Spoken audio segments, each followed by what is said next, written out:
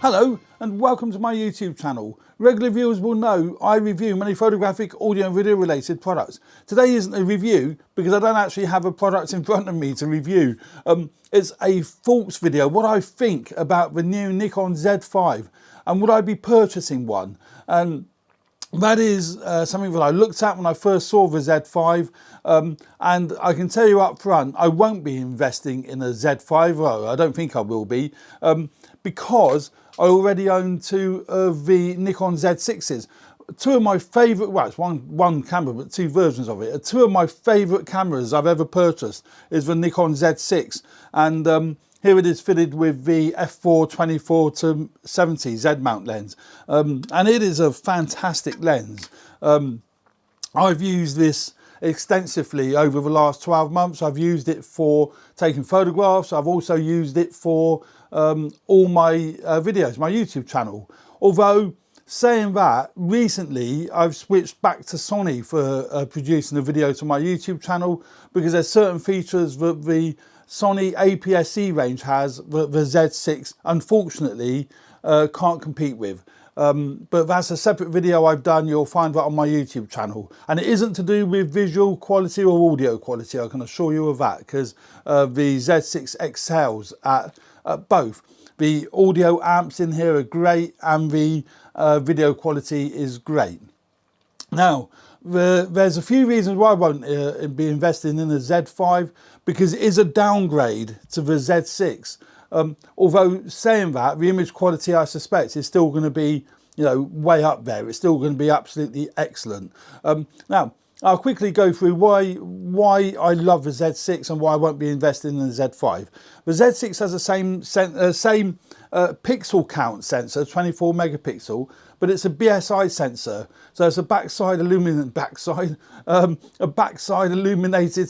I don't know why I laugh when I say that, but it's basically a different sensor, so it's great in low light and it gets the images. The buffer clears so much quicker, and your rolling shutter when you're doing video, particularly if you're doing panning, is apparently going to be better with a Z6 than it is with a Z5.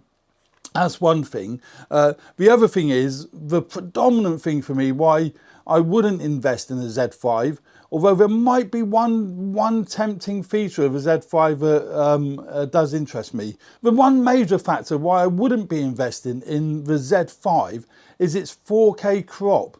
And I understand why the Nikon are doing it. It basically crops the sensor to almost an APS-C size crop.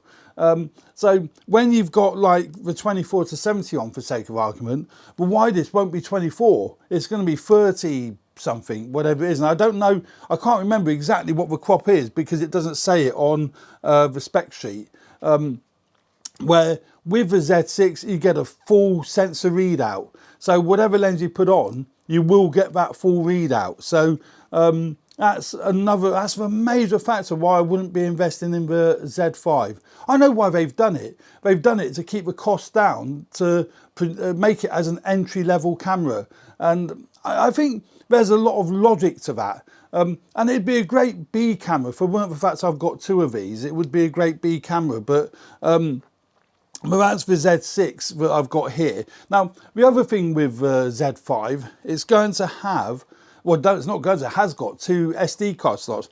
The Z6 has got the one XQD card slot, which was, you know, and it's great because it's fast. These cards are fast, but they're really, really expensive.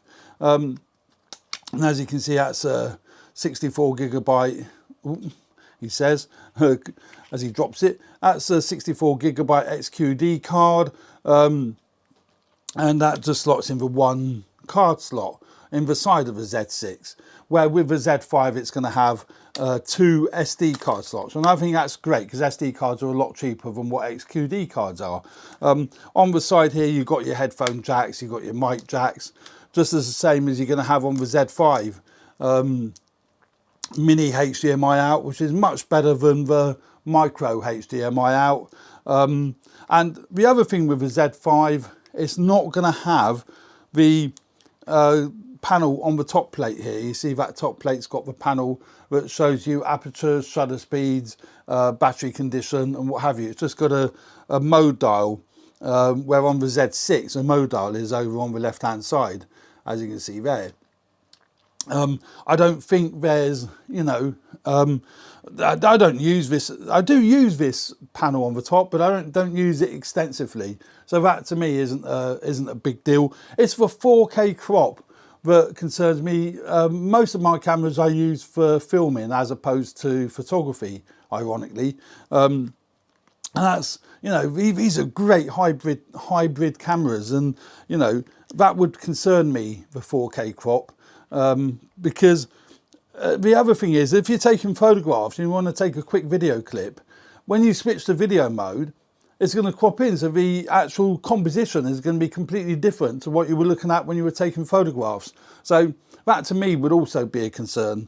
Yeah, the Z6 does take awesome photographs. If you are looking for a decent full frame camera, you're absolutely not going to go wrong with a Z6. Likewise, I think the Z5 is going to be exactly the same, although it isn't a BSI sensor. I mean, I've got the beautiful 14 to 30 wide angle lens for the Z range. It's the Z 14 to 30.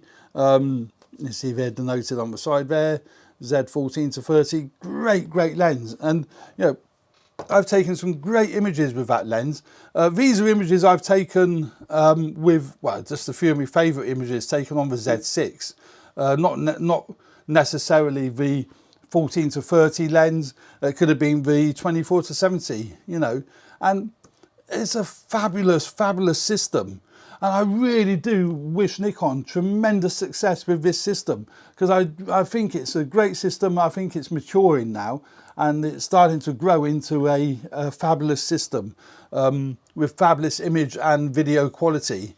I will put on my Flickr page a link to these Z6 images. There's just a few, you know, that I've picked out that I like from Bristol, Bath, you know, taken with different lenses, but the clarity and the sharpness is just all the way there, you know. Yeah, so I think the Z5 will be a success. I think it will be a popular camera, particularly if you're already into the Nikon ecosystem and you've got the FTZ adapter so you can adapt your f-mount lenses.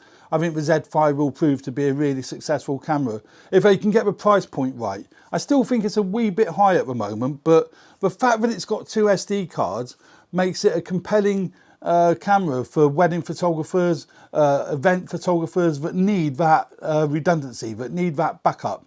Where the likes of Canon RP, which will be roughly a similar sort of price, has only got the 1 SD card slot. So I think that's where Nikon with the Z6 went wrong, potentially went wrong, by just putting in the 1 XQD card slot. And I think that was failing. Although, to be fair, I've not had any failures with this whatsoever. And I've had this well over a year now. And I've used it a great deal. In fact, so much so, I've knackered this particular card. You can't see there, but I very much doubt you'll see that, but the edges has fallen off. Still works a treat, still works absolutely fine, no problems with it at all. I say the camera is very rugged. I think the weather sealing, there's not going to be so much weather sealing on the Z5 as there is on my Z6. Yeah, the handling of the Z6 is great. Although, to be fair, I'm finding the Sony APS-C ones so much lighter.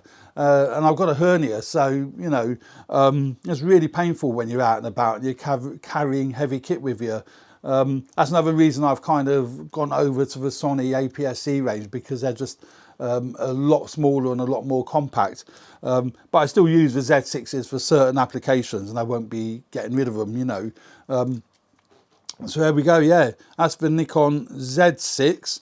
But as I say, based on the specs that I've seen and the 4K crop, that's my biggest concern, that I won't be, at the moment, I won't be investing in a Nikon Z5. but I think it'll be a great camera and I think it'll be a great success. So there we go. That's my sort of thoughts on the new Nikon camera. So there we go. Thanks very much for watching. I hope you found that useful. Please subscribe if you haven't already done so, and hit the like button if you like the content of this particular video. I earn a few pennies from these videos, but not a great deal. But I do it because I really enjoy doing it, and if I can help you guys and girls make buying decisions, or help you with you know, software or hardware, give you some ideas, that's great for me, and I get a real buzz out of that. So thanks very much for subscribing, and thanks for watching this video. Cheers for now. See you again soon. Bye.